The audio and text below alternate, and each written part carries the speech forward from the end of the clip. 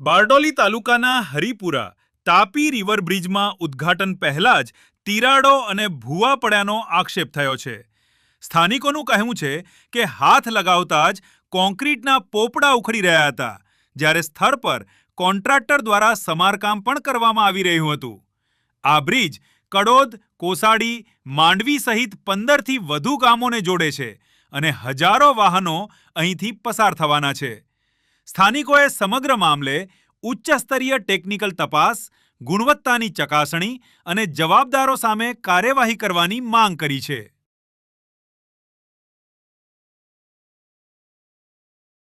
કરો તો હા આ જોવા